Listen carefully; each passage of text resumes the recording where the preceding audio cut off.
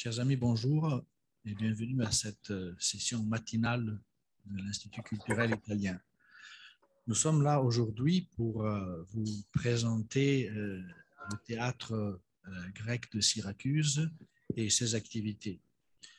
Nous avons ici Madame Marina Valencisi, la conseillère déléguée de la fondation de l'Institut national du drame ancien, qui gère le théâtre grec de Syracuse et qui depuis 100 ans représente des tragédies grecques dans cette enceinte merveilleuse du monde ancien. Et nous avons en liaison avec nous Robert Carsen, metteur en scène de réputation internationale, qui va bientôt mettre en scène des spectacles au théâtre de Syracuse. Je cède donc la parole maintenant à Marina Valencisi qui va vous présenter son théâtre et vous décrire la saison qui va s'ouvrir très prochainement. Marina, à toi la parole. Merci, monsieur le directeur. Bonjour à tous. Je suis ravie d'être de nouveau à Paris pour vous présenter la nouvelle saison de l'Institut national du drame ancien. Chaque année, depuis plus de 100 ans, l'Institut du drame ancien organise à Syracuse des spectacles dans le théâtre grec de Syracuse. Quels spectacles? Les grands spectacles tirés des tragédies classiques du 5e siècle avant Jésus-Christ. Cette année, nous aurons le grand privilège d'avoir le début de Robert Carsen qui met en scène Édipe de Sophocle du 18 mai jusqu'à fin juin. Ensuite, nous avons le privilège de voir la trilogie d'Échille Vesti dans la mise en scène de David Livermore et à partir du 17 mai. Et à partir du 17 juin, nous aurons l'Iphigénie en Tauris de Euripide, mise en scène par un jeune et talentueux metteur en scène directeur, Jacopo Gassman, qui est le fils de Vittorio Gassman.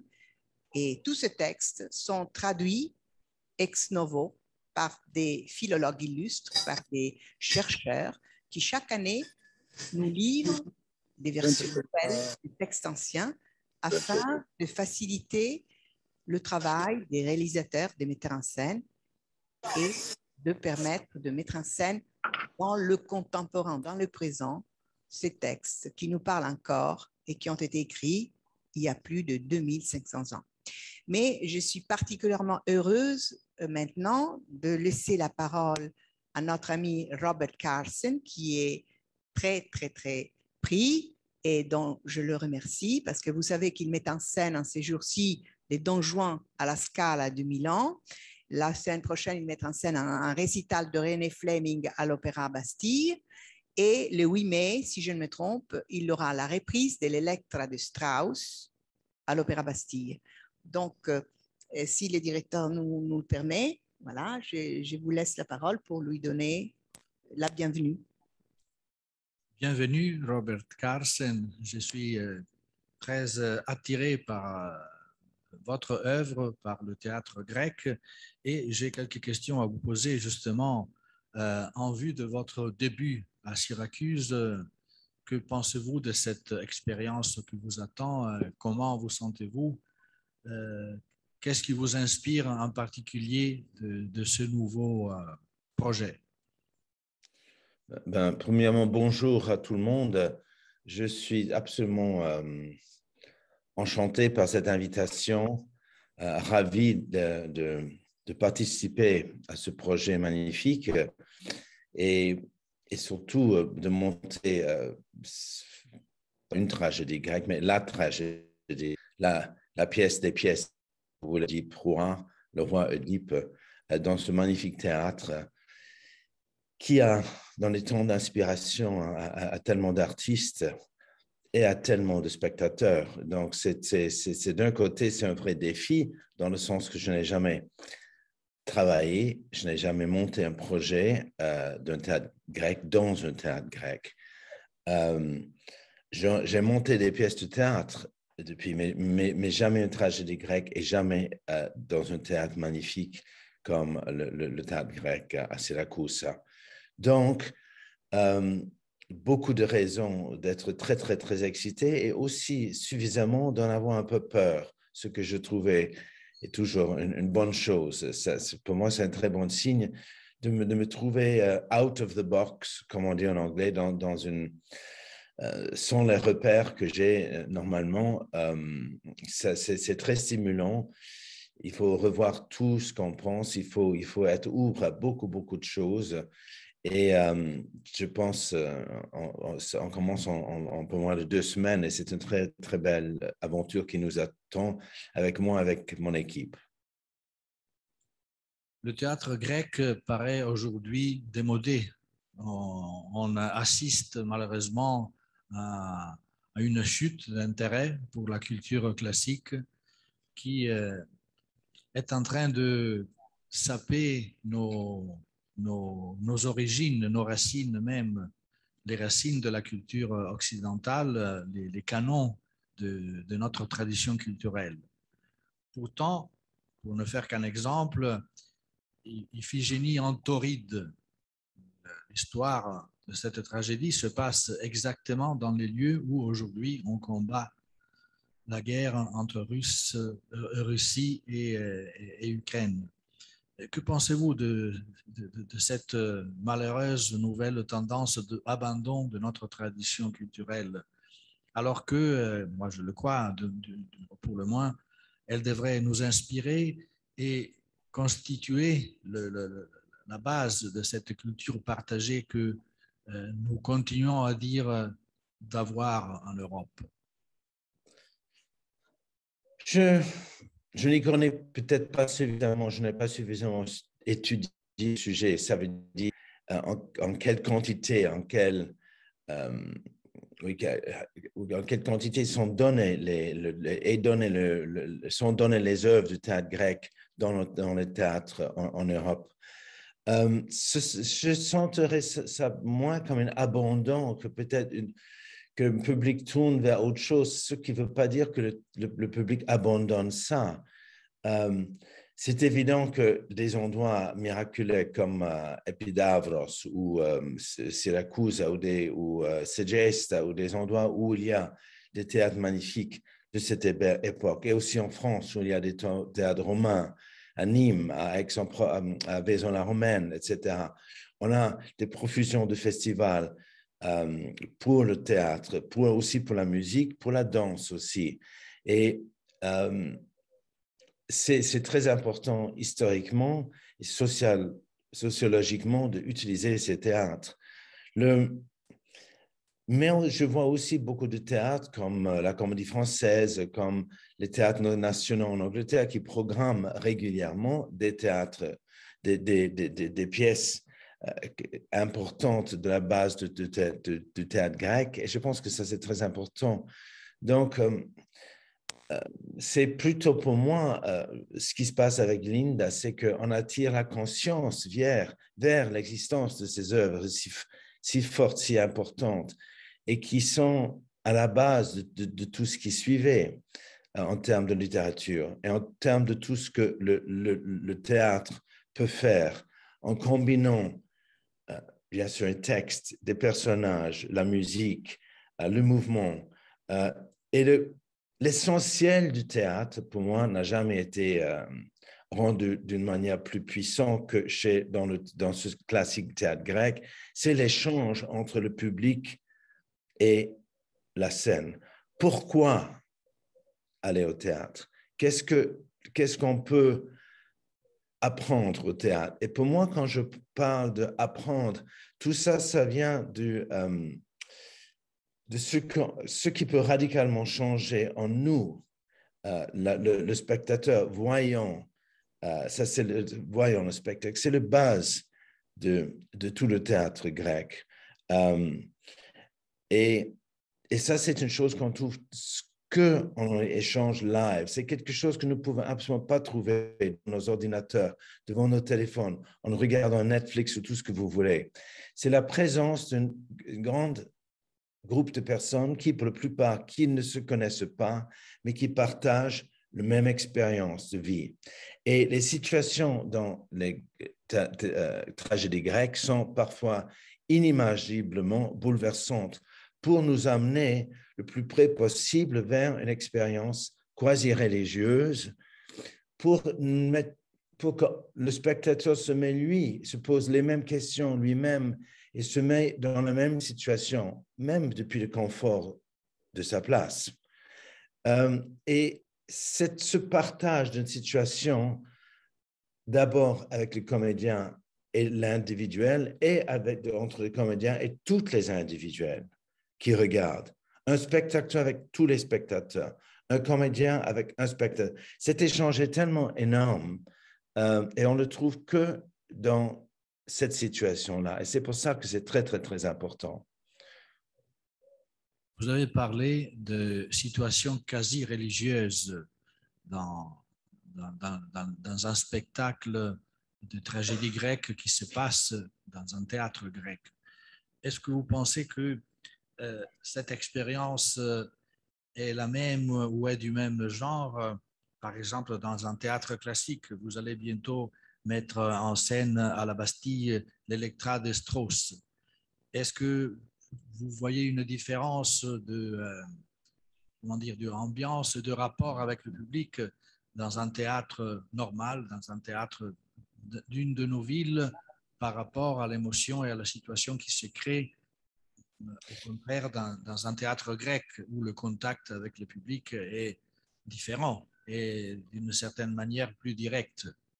Que pensez-vous de cette opposition entre le théâtre classique traditionnel de nos villes et le théâtre grec, donc un théâtre qui exige une autre approche au public? Mais en effet, tout à l'heure, je parlais sans avoir cité le mot du catharsis.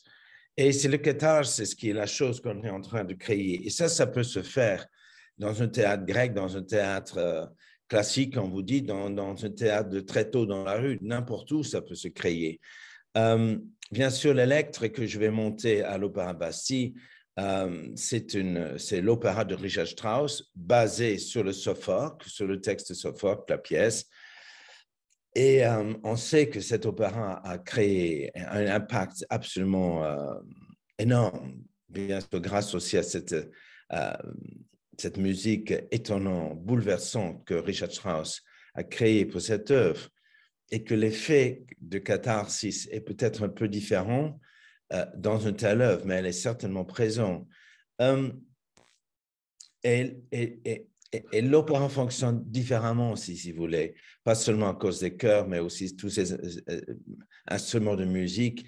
Et le fait que l'œuvre parlée est déjà soulevée dans le chant, il y a un rituel là-dedans. Pour le coup, ce que nous allons faire avec Oedipe Roi, nous devons inventer ça. Nous ne savons pas exactement comment se déroulaient les pièces de la tragédie grecque. Il y a beaucoup d'experts qui ont étudié ça et on a certaines indications. Mais à ce point-là, on doit poser la question, est-ce qu'on souhaite reconstruire l'expérience de recevoir une pièce, comment le public de X 100 ans avant Christ aurait reçu une pièce? Personnellement, pour moi, le théâtre n'est pas un musée. Nous avons surtout un ingrédient qui sera jamais le même, c'est le public. Tout ce qu'on sait sur les règles du théâtre de l'époque implique aussi que le spectateur soit de cette époque, tandis que nous, on est complètement autre chose. Donc, je pense que la puissance de l'écriture et ce qui motive l'écriture, les questions qu'on doit se poser quand on est un groupe de personnes autour d'un texte pour arriver à monter une pièce dans un certain moment, ces questions sont tellement fortes et tellement mystérieuses parfois que les résultats vont, j'espère, créer un spectacle qui sera bien évidemment complètement différent de ce qui a été fait à l'époque, mais qui portera son propre rituel et son propre règle de mouvement, de texte parlé, même du chant s'il y en a, qu'on espère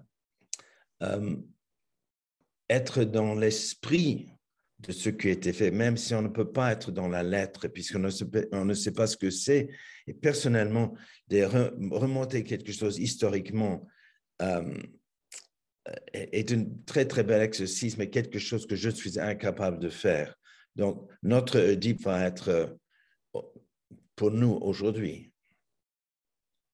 Merci, M. Carlsen, de vos réponses et mes plus vifs souhaits d'un grand succès à Syracuse.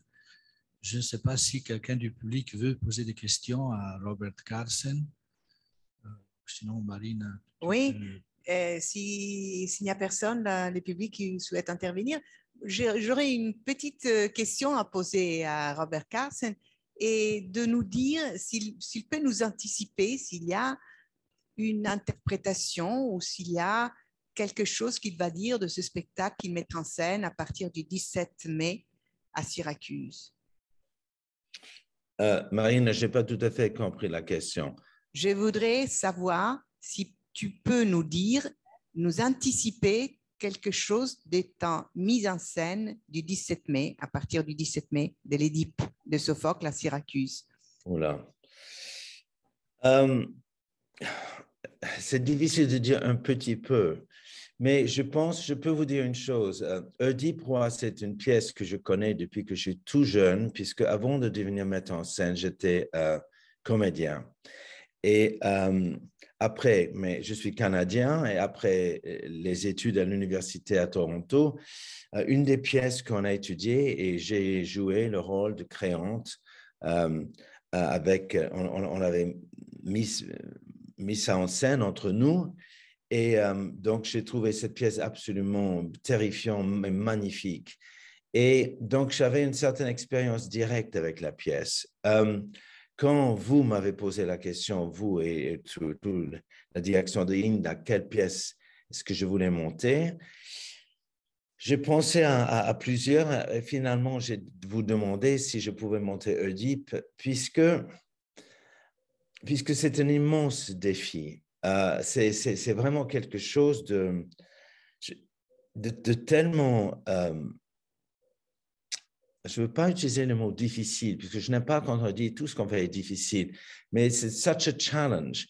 Et d'être à la cheville de ce texte et tout ce qui est mystérieusement tissé dedans, c'est un texte qui ne devrait pas fonctionner. Mais tout dans cette œuvre est mystère. On sent le pitié et on sent l'horreur à plusieurs reprises. Mais on sent aussi l'amour et grande tendresse. Et on sent, je trouve que Oedipe est en quelque sens elle agit, c'est un cri de cœur pour toute l'humanité. Surtout le fait que Oedipe, qui peut être n'importe de nous, je veux dire, c'est essentiellement un bonhomme. Il a un homme bon, un homme bien. Il a des caractéristiques moins avantageux. Il a des points forts et des points moins forts. Et ces points forts et moins forts sont montrés très clairement, avec beaucoup d'honnêteté. Il est un homme très honnête. Il ne cache pas ce qu'il fait, il ne cache pas ce qu'il sent. Et le fait que chacun de nous, on ne peut jamais vraiment savoir en toute tranquillité qui nous sommes. Et puisque nous passons nos vies, il me semble, chacun de nous, on essaie de devenir le mieux possible qui nous sommes. Et avec les années qui passent, chacun de nous, je pense, c'est pas la même pour tout, on commence à se connaître de mieux en mieux. Mais est-ce qu'on peut vraiment complètement connaître qui on est? Et qui on est, qu'est-ce que ça veut dire? Bien sûr, c'est vos parents. C'est tout votre passé. Les amis, on les choisit. La famille, on ne les choisit pas. Ça, c'est out of our hands, comme on dit en anglais. Et c'est besoin de connaître qui vous êtes.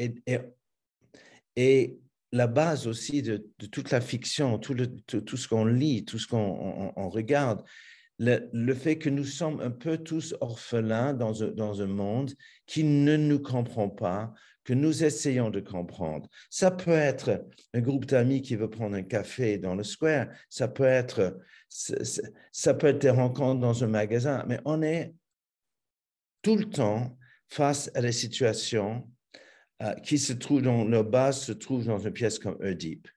Et c'est vraiment la pièce, plus que tout autre, qui met notre existence en terre complètement en question. Et une fois de plus, ces très, très grandes œuvres comme ceci ne sont pas là pour qu'on donne la réponse. Il n'y a pas de réponse à ce qui se passe à Oedipe, mais ça doit soulever des questions et ça doit être des œuvres qui vont planter leurs racines en nous quand on les voit et que ces racines vont continuer à grandir dans nous avec les années qui suivent après qu'on a eu cette rencontre avec ce monde-là. Donc, c'est ce que je peux vous dire sur Oedipe Roi, sans entrer dans la scénographie ni comment vont être les costumes. Merci, ça va être une surprise. J'ajoute alors, en tant que conseiller délégué de la Fondation Inda, qu'il y aura des très grands interprètes. Oedipe, ça on peut le dire, Oedipe c'est un jeune comédien, Giuseppe Sartori, qui l'année dernière a interprété le rôle d'Oreste dans les Coèphores, dans l'Orestie, l'acte 2 et 3 de Eschyle. Et Giocasta, c'est la grande Maddalena Crippa, et il y aura de très grands comédiens qui ont été choisis par Robert Carsen, par le sovrintendente Antonio Calvi, et donc nous vous attendons à Syracuse. Entre autres choses, je donne la bienvenue, je me permets de donner la bienvenue à Gaspare Urso, qui est le responsable de notre service de presse à Syracuse, et qui est au théâtre grec, comme vous le voyez, sur le site mythique de ce théâtre qui a été gravé dans une colline au bord de la mer de Syracuse. Et il est en compagnie de l'architecte Martinez, qui est le surintendant au monument historique de Syracuse, et de l'architecte Staffile, Carlo Staffile, qui est le directeur du musée archéologique Paolo Orsi. Donc, je remercie infiniment Robert de son intervention. Je le prie de rester avec nous s'il le souhaite ou de poursuivre, mais je voudrais maintenant, si le directeur me le permet, saluer donc, e chiedere magari in italiano perché loro sono collegati. Buongiorno architetto Martinez, buongiorno. Buongiorno. Buongiorno. Ecco, Buongiorno dottoressa. Di raccontare un po' al nostro pubblico l'importanza di questo monumento che ogni anno viene concesso all'Istituto del Dramma Antico per mettere in scena le rappresentazioni classiche durante 2 mesi e mezzo. Prego. Ma in ogni caso per Siracusa, ma credo che per il mondo intero è fondamentale l'utilizzo del teatro per le rappresentazioni classiche. È una cosa che si avventura già dal 1914, quando Mario Gargallo si avventurò in questa impresa. E da allora praticamente ci sono state soltanto la sosta per il periodo della guerra e non ci sono mai state soste. Ed è di un'importanza fondamentale, perché in ogni caso c'è un recupero di quelle che sono tutto ciò che riguarda sia le tragedie che le commedie greche, che c'è una sorta di perpetuare questa tradizione che non deve mancare per noi e per tutti quanti. Una domanda agli amici di Siracusa. Il vostro pubblico da dove viene? Internazionale, locale? Io sento tanta gente che viene a Siracusa, ci voglio venire anch'io prima o poi, e mi chiedo appunto che pubblico attira uno spettacolo come la tragedia greca. Sicuramente il pubblico è un pubblico, fino a qualche anno fa, prima della pandemia, era un pubblico internazionale. L'anno scorso sicuramente è mancato un pubblico sicuramente europeo, e ci sono stati però molti italiani, anche se l'utilizzo del teatro è stato parzializzato, perché è un teatro che permette di avere 5.000 e quasi 600 posti. L'anno scorso è stato utilizzato con meno di 3.000. Per cui quest'anno speriamo molto che ritorni il grande pubblico, non soltanto siciliano e italiano, ma che venga quello internazionale. Tetto Martinez, lei è il responsabile di tutto il patrimonio di Siracusa, beni storici, archeologici, artistici. Vedo che dietro le sue spalle ci sono delle assi di legno poggiati sui gradoni, sulla cavea del teatro antico. Che cosa rappresentano queste assi di legno? Un'installazione, ci può raccontare un po'? Lei parla naturalmente delle assi che adesso vengono adoperate per usufruire del teatro greco nelle tragedie, o quelle praticamente che vediamo qui davanti? Perché quelle che vediamo davanti fanno parte di uno studio che insieme alla dottoressa Valenzise stiamo facendo con l'Università di Siracusa per poter studiare un qualcosa di innovativo da poter utilizzare per la salvaguardia appunto del teatro stesso. Evitando... Non puoi indietreggiare perché non si vede il suo volto. Sì, scusi, ecco, è che non sento la voce, quindi mi avvicinavo. Quindi vengono utilizzate per salvaguardare appunto la struttura del teatro greco stesso, le pietre. Si vuole fare una copertura che possa essere un po' più innovativa e studiata in maniera più scientifica rispetto a quello che voi vedete all'interno della cavea si realizza ogni anno per poter, diciamo, far sedere e tutelare le pietre del teatro. Naturalmente tutto questo insieme con l'Università di Architettura di Catania, che è Siracusa, per cercare di fare questo studio per la copertura del teatro greco. Qual è il rapporto tra la conservazione dei monumenti dell'intera città e dell'intera provincia e la Neapolis? La Neapolis ha una magna pars nella gestione del patrimonio, oppure è distribuita equamente tra tutti gli altri beni che lei amministra, architetto? No, è distribuita equamente. Naturalmente ci sono in itinere diversi progetti molto importanti, ora col PNRR ci sono il consolidamento. Noi abbiamo un patrimonio immenso a Siracusa, naturalmente è difficile stare appresso a tutto questo purtroppo con i fondi che abbiamo a disposizione normalmente. Però diciamo che con questi progetti adesso abbiamo tantissime chiese finanziate con finanziamenti appunto del PNRR e del FEC, tantissime chiese che dovremmo praticamente consolidare e fare il restauro, così come tante altre diciamo necessità. Vedi, per esempio abbiamo il Castello Federiciano del Magnace, dove è in itinere un progetto per il consolidamento e il restauro dello stesso molto ampio. Quindi ci sono tantissime cose che sono in ballo in questo momento, e abbiamo anche attualmente in organizzazione degli eventi sia qui al Parco della Neapolis che da altre parti anche di livello internazionale. Quindi necessariamente abbiamo necessità di lavorare ancora per poter essere pronti a tutto questo. Tra parentesi abbiamo concorso, come voi sapete, siamo stati finalisti come Città della Cultura 2024. Avevamo preparato una serie di progetti che cercheremo di attuare lo stesso anche se non abbiamo vinto. Grazie architetto. Prego.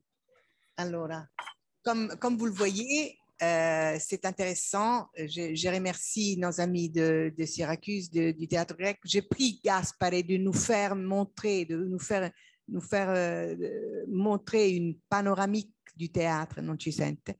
Gaspare, ci può mostrare una panoramica del teatro, così che è un teatro immenso, come potete vedere. Ogni anno questo teatro viene allestito e disallestito per gli spettacoli. Tous les étés, tous les printemps, depuis 100 ans, on bâtit donc une scène en bois, suivant les indications, suivant les conditions posées par ces deux messieurs qui sont très rigoureux, qui sont nos partenaires.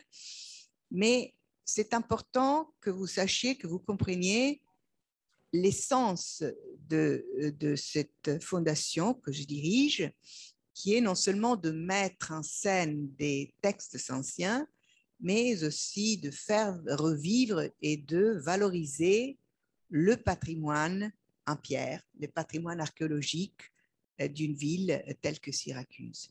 Et c'est la raison pour laquelle je tiens particulièrement à remercier tous les techniciens, tous les artisans, tous les compagnons qui travaillent tous les ans pour bâtir et pour enlever ces structures.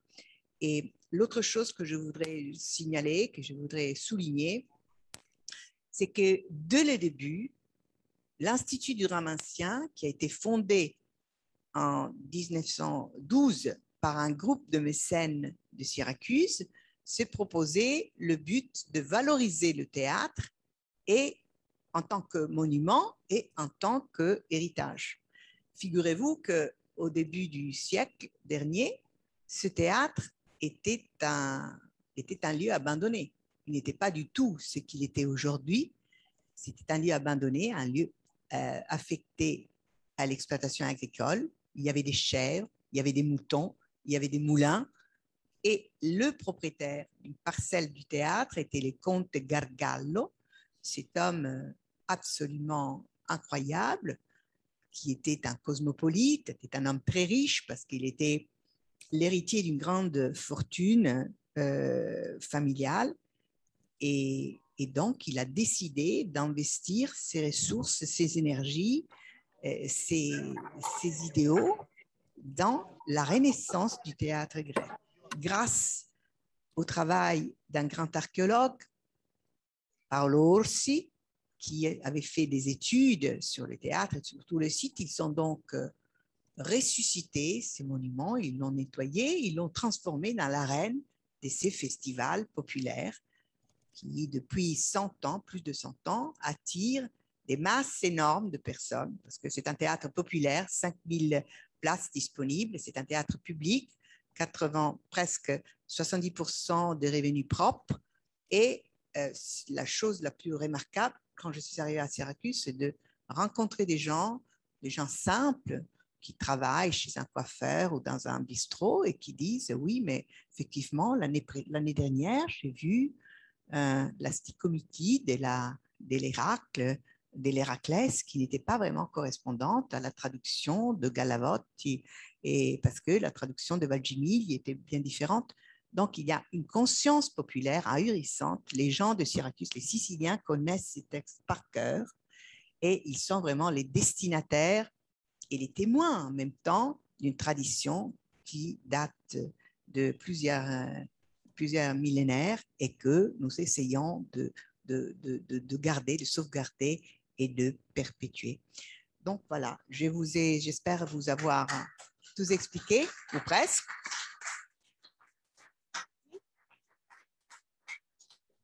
S'il y a des questions, se ci sono domande da parte vostra, noi siamo molto grati al direttore Marani e a tutti gli amici dell'istituto che io conosco bene perché, come sapete, ho diretto questo istituto per qualche anno fino al 2016 e quindi sono particolarmente emozionata e contenta di ritornare sui miei passi, ma siamo grati all'istituto perché anche l'altro anno, in epoca di pandemia, ha fatto una presentazione meravigliosa con un dialogo con David Livermore e con un grande storico dell'Università della Sorbona sulla cancel culture e sull'importanza della tradizione classica.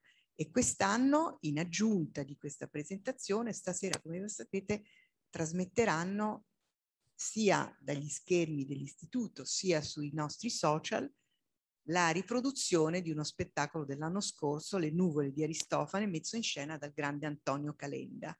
Quindi davvero un grazie di cuore, noi abbiamo bisogno di essere confortati dal vostro sostegno e soprattutto di poter irradiare la nostra attività attraverso gli istituti di cultura in tutto il mondo, perché come voi sapete il nostro pubblico ci segue da tutto il mondo e sono gli studiosi e appassionati di cultura classica, sono in America, sono in Germania, persino in Australia, persino in Cina, e quindi siamo particolarmente grati di questa irradiazione che ci consentite.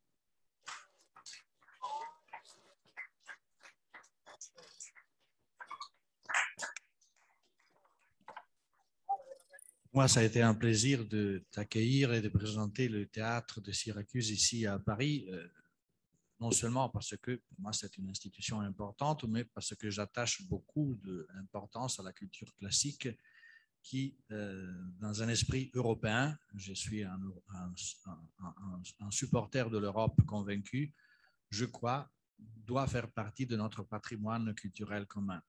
Une note de couleur pour clore cette rencontre. Ce matin, Marine était inquiète. Elle m'a dit on doit tout annuler parce qu'à Syracuse, il pleut. Alors, on a la confirmation qu'à Syracuse, il pleut jamais, même quand il pleut pas, et que la pluie, elle était là, à Paris plutôt. Et donc, ça nous rassure aussi. C'est un théâtre waterproof, comme on dirait en anglais.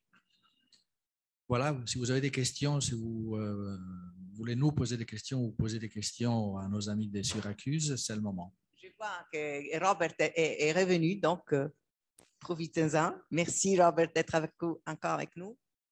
Merci à vous. Oui, j'étais là tout le temps. J'ai juste arrêté le vidéo. L'image était partie. J'ai tout suivi. Prego. Ah, ce ne sono due. Ecco. Bonjour, merci pour cette présentation magnifique. Je voulais juste, je connais bien Syracuse, mais je n'ai jamais eu l'occasion pour l'instant de suivre un spectacle au théâtre de Syracuse. Comment est l'acoustique? L'acoustique est parfaite, figurez-vous. L'acoustique est parfaite parce que les anciens architectes avaient une idée très puissante du théâtre populaire. Vous savez que Athènes, dans le 5e siècle, ont payé les paysans pour qu'ils aillent au théâtre. Donc, ce n'est pas un espace exclusif, c'est un espace inclusif.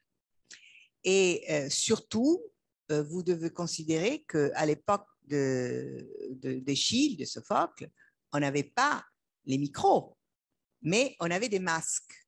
Et c'était des masques en cuivre qui permettaient d'amplifier la voix.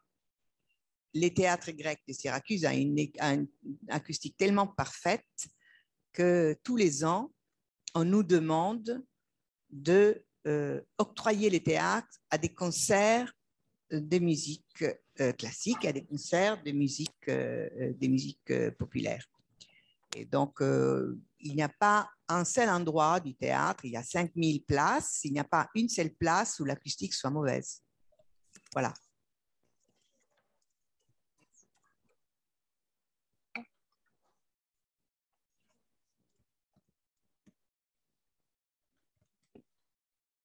Ah oui, voilà.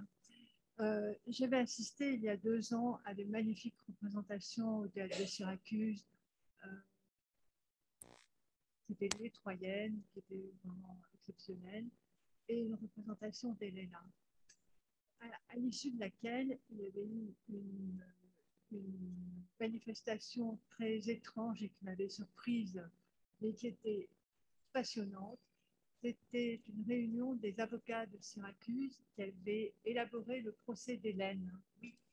Et j'ai cherché, cette année je retourne au théâtre en mai à Syracuse, et j'ai cherché s'il y avait également une manifestation des avocats parce que j'avais trouvé cette manifestation très, très distrayante et très argumentée à l'époque d'aujourd'hui.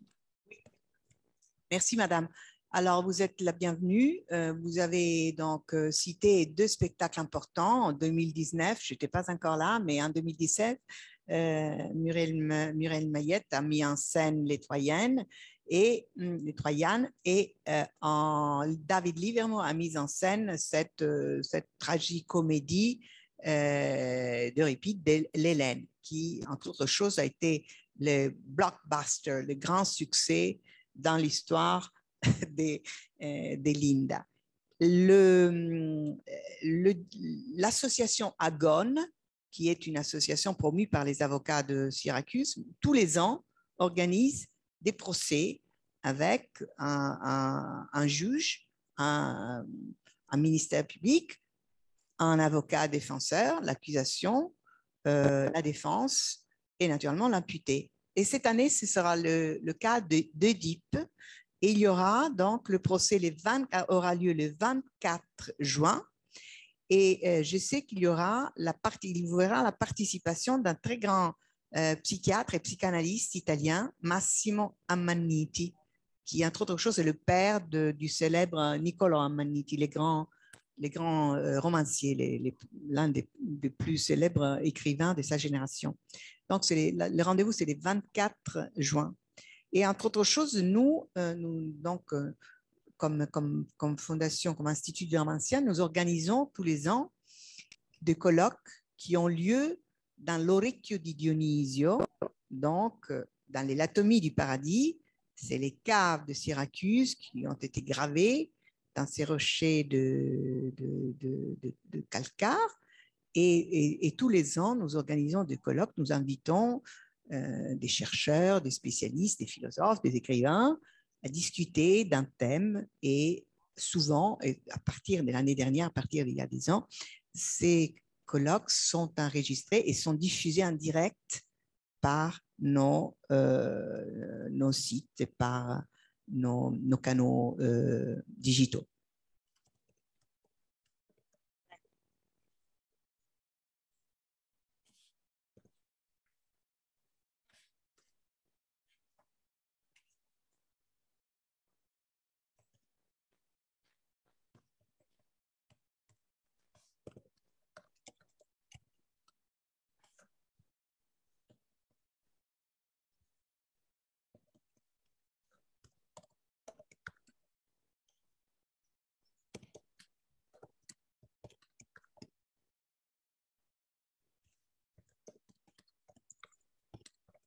Oui, oui, madame, tout est dans les sites. Vous savez, depuis la pandémie, nous avons dû renoncer au papier et donc tous nos programmes sont sur le web. Vous avez la possibilité de tout trouver, d'acheter les billets, de réserver vos places sur le site indafondazione.org. Et c'est assez facile, c'est assez facile la consultation et l'utilisation.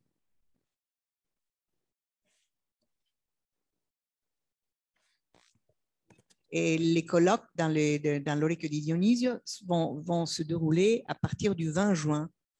Oui, du 20 juin jusqu'au début juillet. Vous avez les calendriers parce que les spectacles s'alternent. Nous avons fait un calendrier de sorte de permettre au public de pouvoir assister à 2 spectacles dans l'espace de 2 jours ou à 3 spectacles. Au début juillet, il y aura la possibilité d'assister à 3 spectacles. Et puis, je vous rappelle que la trilogie d'Eschyle va être mise en scène 2 fois, la trilogie complète, le soir du 8 et du 9 juillet. Et donc, ça sera une véritable marathon pour 2 soirs qui nous permettra d'assister du début à la fin à ce drame d'Eschyle, donc composé par Agamemnon, Coéphore et Euménide. Coéphore et Euménide. Voilà.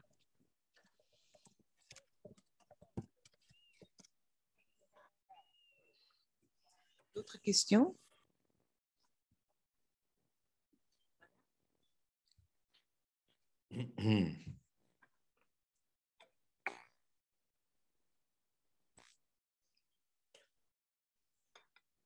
Allô? Ah oui, ça marche. Bonjour et merci beaucoup pour cette présentation. et pour tout ce que vous faites pour transmettre et pour faire rayonner la culture de la Sicile. Moi, j'ai eu la chance de découvrir ce théâtre dans mon adolescence et je garde un très bon souvenir. Je voulais savoir si vous avez prévu, enfin réfléchi à des initiatives pour transmettre ce patrimoine à un public jeune, voire très jeune, comme des enfants. S'il y a des formations ou des spectacles qui sont prévus pour déjà les sensibiliser à ces enjeux. Merci. Merci, madame. Oui, il faut savoir que l'Institut du drame ancien n'est pas simplement un théâtre public, c'est un musée, c'est un archive, c'est une bibliothèque, mais c'est aussi une école parce que nous avons une académie, l'Accademia d'Arte del Dramma Antico, qui organise des cours et qui assure la formation tous les ans d'une 50aine de comédiens spécialisés dans les drames anciens. Et ce sont des comédiens qui viennent de toute l'Italie. Et nous avons une section pour les enfants, la section Fernando Balestra qui existe, qui est très rayonnante parce que les enfants adorent le théâtre, adorent la mise en scène. Et donc, nous avons soit une école de formation pour jeunes comédiens, soit une école de formation ou d'éducation pour les plus petits. Les professeurs viennent du monde entier et ils sont maintenant, je dois vous dire que nous avons recruté un jeune metteur en scène français, Olivier Lexa, qui va mettre en scène le 5 et le 6 avril un spectacle de fin de course tiré de la Phèdre de Sénèque. Et Olivier Lexa, grâce à un protocole de collaboration que nous avons signé avec le Museo Nazionale Romano, qui est actuellement dirigé par un archéologue français, Stéphane Berger, que je salue. J'espère qu'il va nous suivre. Eh bien, nous avons, grâce à ces protocoles, organisé une tournée de ces spectacles confiés à Olivier Lexa comme réalisateur, mais comme directeur, mais réalisés par les élèves et par les professeurs de l'Institut de l'Académie de Linda. Et cette tournée aura lieu à Rome. Il y aura donc une mise en scène de ce spectacle dans l'un des sièges du Musée Nazionale Romano, les Thermes de Dioclétien, à la mi-juillet. Et ensuite, grâce à ces protocoles de collaboration, je dois vous dire que nous avons l'année dernière organisé une très belle exposition sur la naissance de l'Institut, avec des vidéos et avec surtout un espace du temps où vous entrez, vous pénétrez dans cette salle qui est insonorisée et vous avez la possibilité d'écouter les vers d'Eschyle traduits par Romagnoli au début du XXe siècle et le chœur d'Eschyle composé par un grand compositeur du XXe siècle, Giuseppe Moulet, qui ont été enregistrés, qui ont été chantés, et les musiques même qui ont été exécutées aujourd'hui par les élèves de l'ADDA.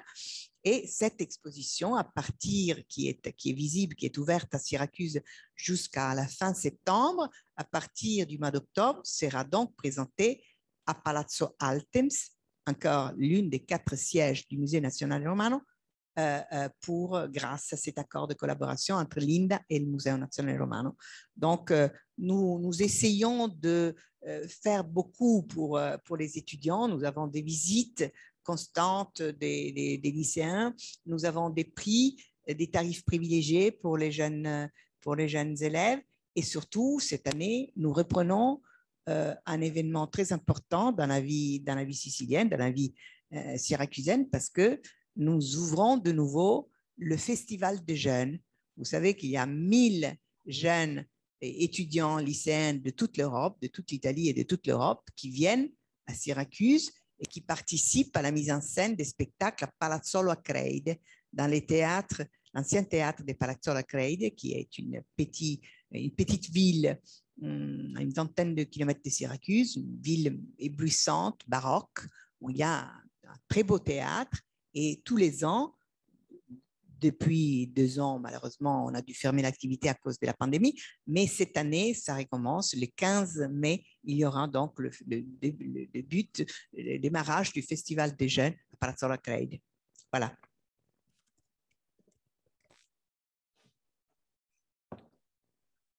Il n'y a pas d'autres questions. Je vous remercie. Je remercie Diego Marani, tous les amis de l'Institut. Et Robert Carlsen qui nous a suivis jusqu'à la fin, Perinda Cadaver, Gaspare Urso qui a assuré le lien. Et je vous attends donc tous à Syracuse et je vous invite à vous connecter ce soir ou à venir ce soir.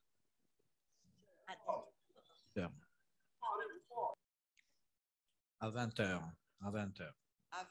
À 20h pour le nuvole di Aristofane, tradotte da Nicola Cadoni, che è un grecista sardo, e messa in scena dal grandissimo Antonio Calenda, con tanti attori come Fassari, come tanti altri, tanti attori molto importanti come Antonello Fassari e tanti altri che vedrete stasera, non vi voglio rivelare di più. Grazie a tutti.